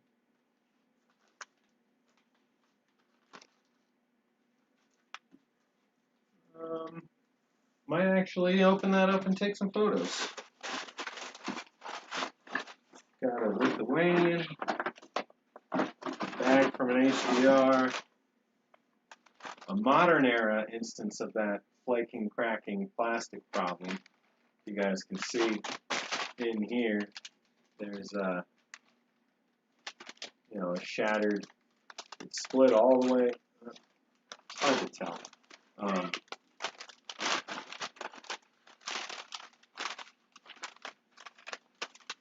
So this is what I'm talking about. This was a meal cold weather. Oh, no. You gotta stay up like that. Sorry. All right. This is a meal cold weather that the bag did not hold up, and a lot of the contents are delaminating and all that. And this was one that was the same exact age as the one I ate last week. So I don't know. It just has to be conditions, heat, heat exposure, that kind of thing will will cause problems over time. Like that, will dry out the plastic, make it brittle. Move that.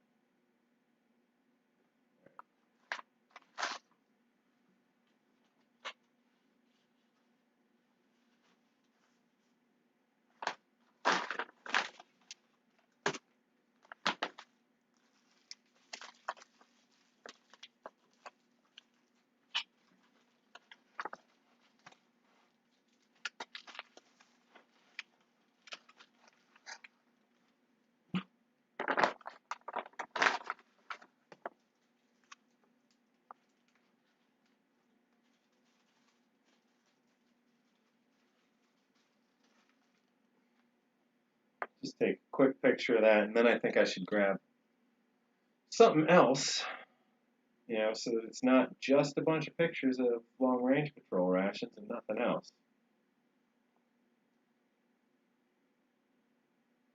Oh, I'm going to have to turn this off. I hate this already.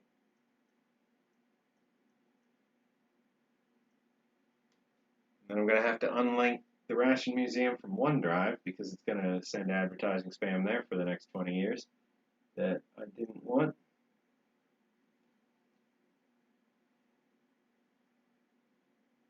Sure.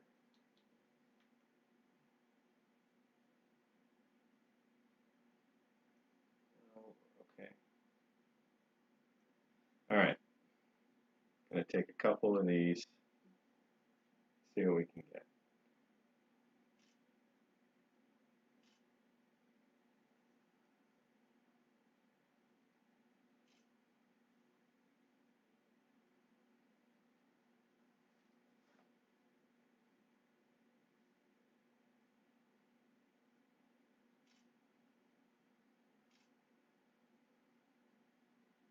Then I will take one more video where I'm just going to try like slow past. I don't know. Just little clips that we might be able to use.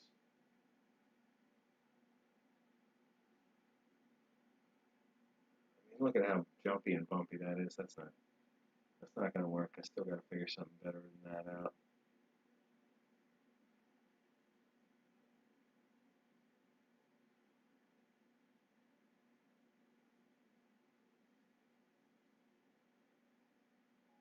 I don't know, but there might be a moment in there, like a 2-second portion of that clip where you slow it down.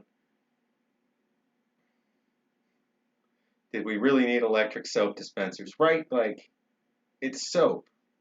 You push the handle, and then you scrub your hands. If people are afraid of contacting the handle, well, the cure's right there. You're putting it in your hands. Just be thorough with it. Like, I don't know. Yeah, no, there's a lot of tech that wasn't necessary, but, seemed like it served a purpose at the time, I'm sure. That's the thing. Gotta have problems to have new tech. This tech arises to fill those gaps, to solve those things that people get sick of doing otherwise.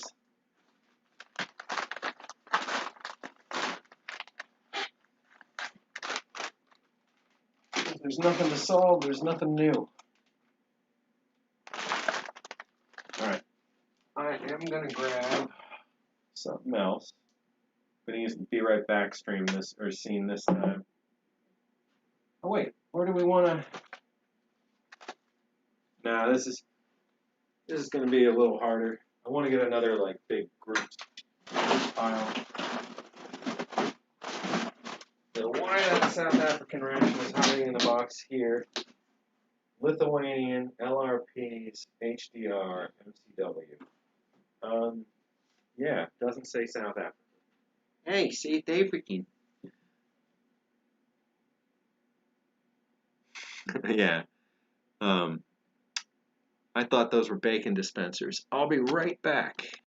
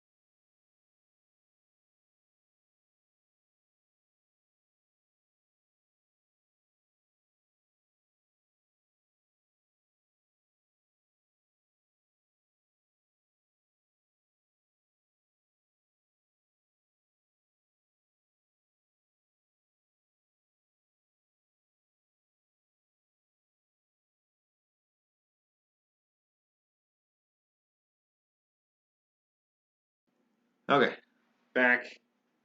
Grabbed a couple more boxes. Where's the plural of box? Boxen. Oh, a field of boxen. Overseas. I don't know. Let me know, chat. What's the plural of box?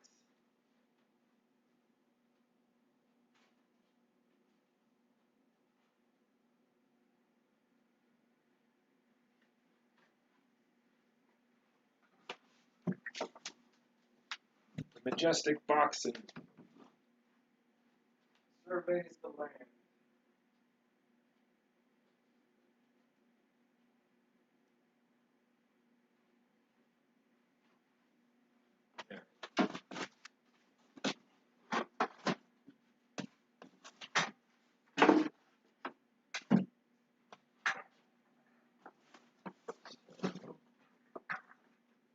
Got some MCWs of various types and some RCWs. So I'm just gonna grab a couple and stick them in here. And this time I think maybe I should switch to the black background for these. Pete says he used to be a maintenance supervisor for a Walmart.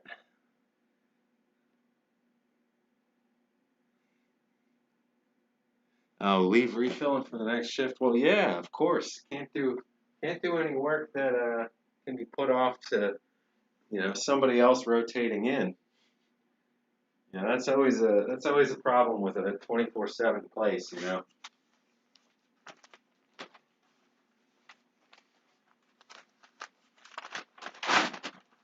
Okay, so this black one I use the most, and it's pretty obvious. It's not in the best shape, but I'm just thinking like putting the MCWs down on a white background. Probably going to make it pretty hard to edit them later.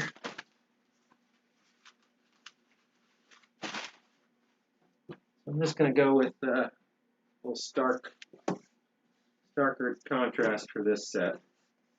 Bring the sides in a bit.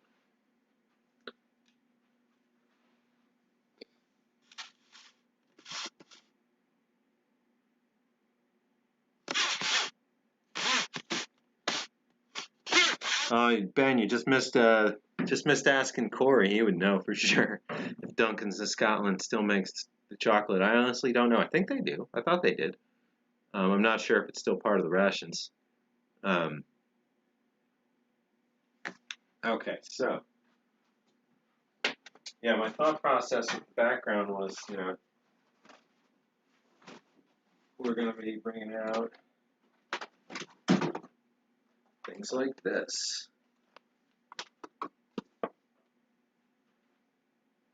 That, remember, like nothing looks as good in this as it does.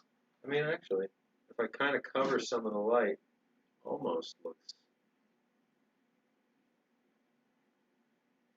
Yeah, I guess it's like if I cover the actual light box side itself, everything brightens up.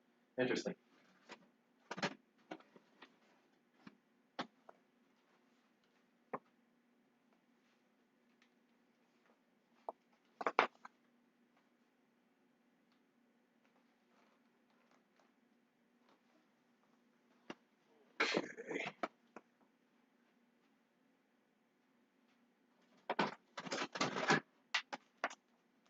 So right now I've put out a Warnick Ration Cold Weather, a 3A, 3B, and a Right Away Foods Corp Ration Cold Weather 3A, 3B. Same company, different naming, different era. And I am now putting down the third of the same variety. This one's technically a 1A, 1B, but the Holy Grail one, that's a Rafco freeze dry right there.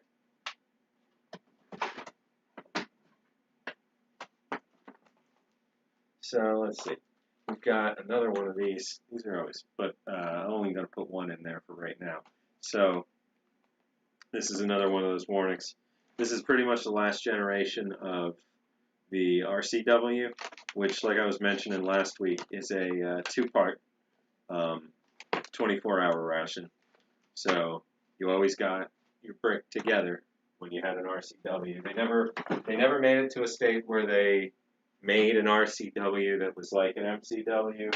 They just jumped straight ahead to the meal cold weather, which is still a very high calorie ration, but it's not a 24-hour. This is meant to be a meal with extra calories. So I'm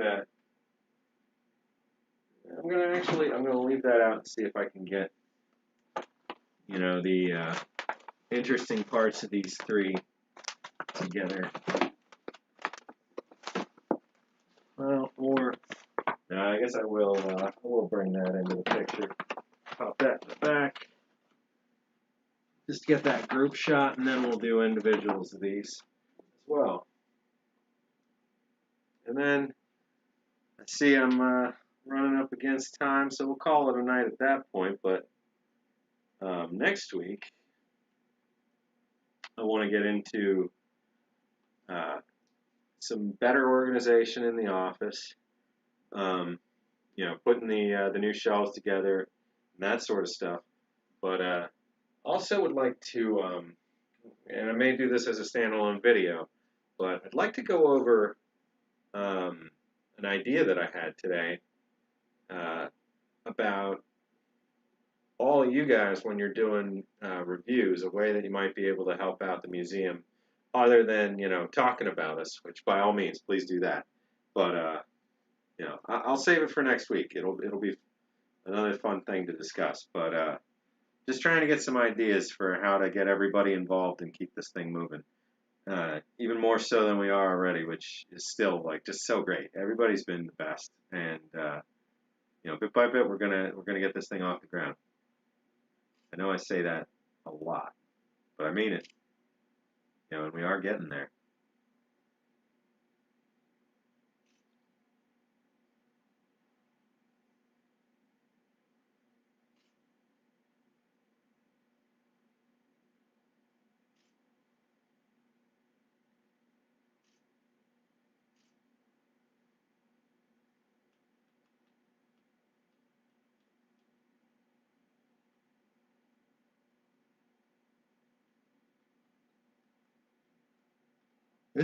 This is nice, being able to just do minor adjustments while you're looking at it, and of course, if I could then just hit the snap photo button, that'd be even better. But that's all right.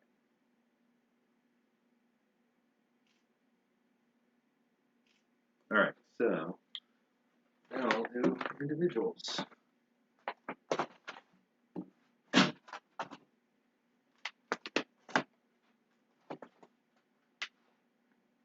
Seafood chowders, that one's my favorite, I think, of the cold weather rations. I've always been a seafood fan, but the idea that you can eat, a big hunk of fish 25 years after it was caught, and it tastes fresh and flaky, and I mean, it's just so cool.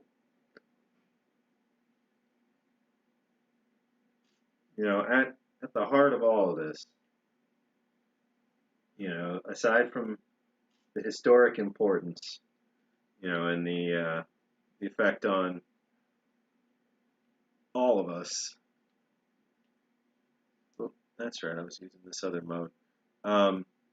There's just the wow factor, the super cool factor of everything that goes into making this compact, thought out, balanced, safe, technologically advanced, food product.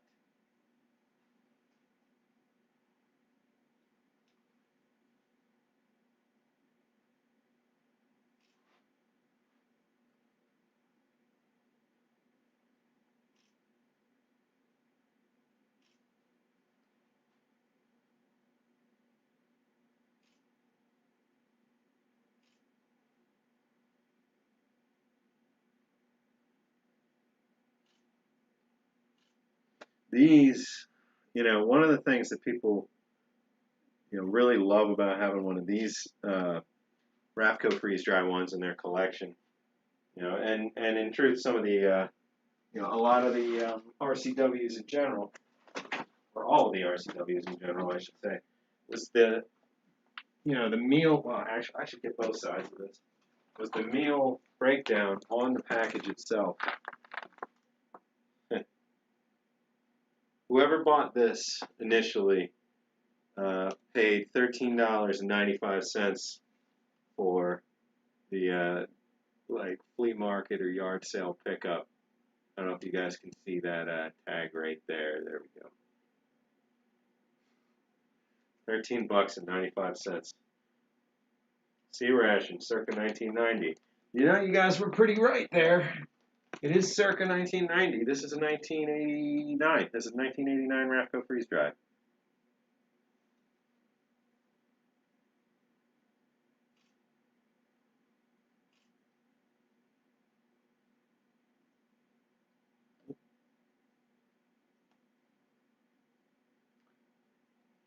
But yeah, having the whole menu on the outside of it, I just always thought that was, pretty neat touch. The back's not as great looking, but getting a picture of that menu, because it's different on both sides. That was the main reason. Like the 3A and 3B. In that case, the 1A, the 1B, they're going to be different. So let's get this lined up.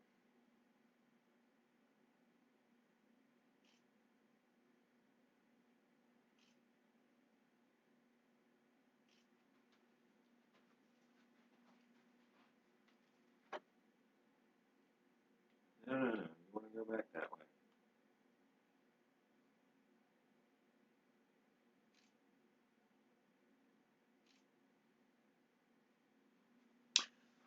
Don't want to miss or stop paying attention. Let's see, we'd be glad to plug during your stream. Absolutely. And we always appreciate it. Easiest way for anybody is just youtube.com/Ration Museum for now, because that'll come right here. Yeah, Luke, definitely moving forward, one little step at a time. If there's 30,000 things to do, you're closer every single thing you do. It doesn't mean it's impossible just because there's a large number. It just means it's going to take time. Well, I don't want to mess with the rubber band too much. It still has one, so I want to keep it that way.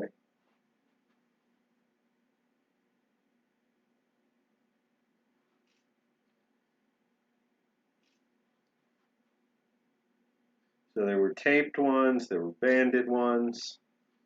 The official tape, that Rafco one wasn't official, but the official tape was this. Let's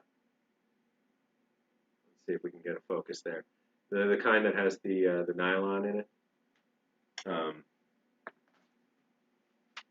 So you really did need a knife to cut that off for the most part. Which is good, works with the bursting weight, keeps them from getting separated before you want them separated.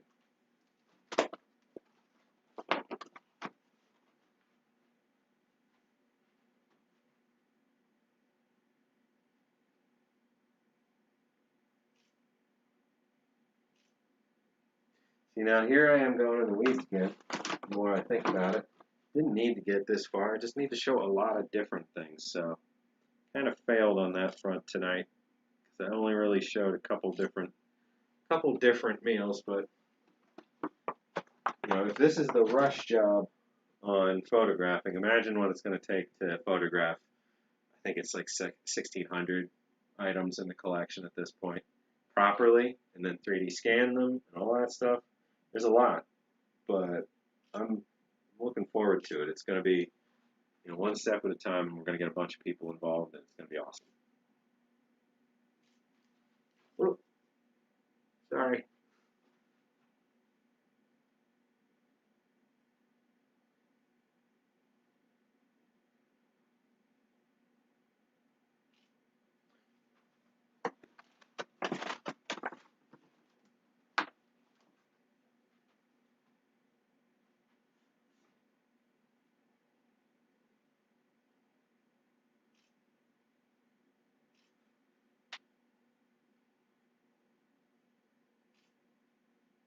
See, the nicest thing about the light box, if you guys aren't noticing, there's no glare and there's no shadow. You know, and that's just important. Pictures are turning out very nice and even. I'm thrilled. Like I said, last time I had an inkling to take all kinds of pictures like this, it was on a bigger, bulkier, um, actual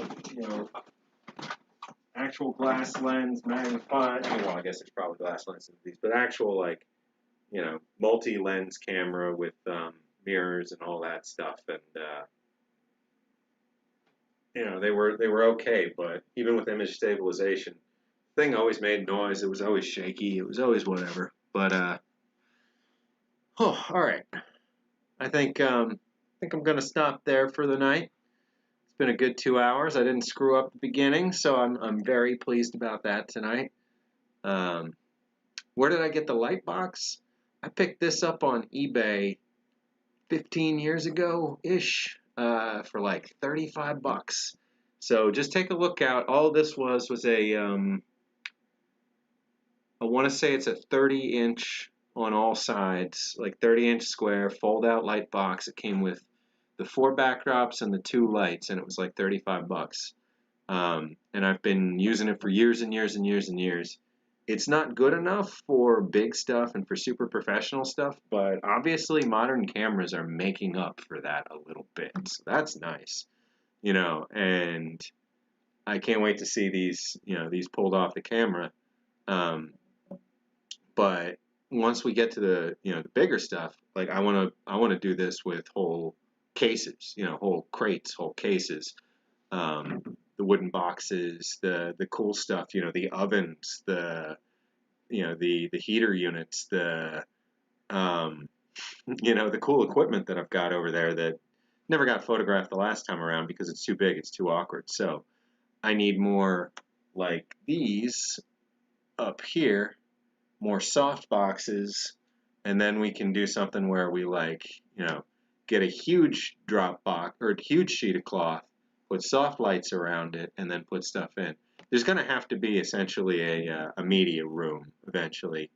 In a best case scenario, when we fundraise, if we could pick up one more room here, we could set up a dedicated media room to go in and photograph things, 3D scan things, and well, maybe not dedicated media room, but like a working room, so everything's in the archive there until we need to pull it out and do something with it, and then we've got a couple tables to try and clean something up or work on preserving it, and then a setup like a big drop cloth setup for doing like some actual photography and that kind of stuff. I mean, like piece by piece, it's gonna get cooler and cooler and cooler. But I'm sure you can. I'm sure, Kaylin, you can still find some cheap ones. I mean, the thing is, there's always, especially with photography, there's always so many people out there trying to take your money. But this tech's been around for a long time. There's somebody making it for nothing. And I'm not, necessarily trying to advocate buying everything from China or anything. Definitely buy American when you can. But for some lights and pieces of cloth, you'll probably be able to find it for under 30 bucks, under 40 bucks. See, found one identical for 30 pounds. It's just, it's just like added a little touch of quality to the photos I've been taking for years. The old ones, back on MRE Info, they looked pretty darn good back then. They look awful looking back today compared to modern stuff, but it just adds that little extra, that, that little extra touch to not have reflections in everything, and to have no shadows behind everything, to just be even. It really helps. Oh, I'm glad you finished that, Kaylin. The first version, I was like, oh, okay. And Corey, I thought you said you were going to bed. It's a little after midnight over there. All right, I'm signing off for tonight, guys. Gonna be back next week working on, some more of this and some of the other projects, and hopefully talking about that idea that I mentioned. And just before I go, just always gotta remind you guys of the good stuff. I was taking a picture of that. Yeah, there we go. Throw it at the table, Sean. I was taking a picture of that earlier, but oh yeah, okay. So, all right, guys. It was great having you here as always. I will see you again next Sunday night at 5 p.m. Eastern. Until then, stay rational.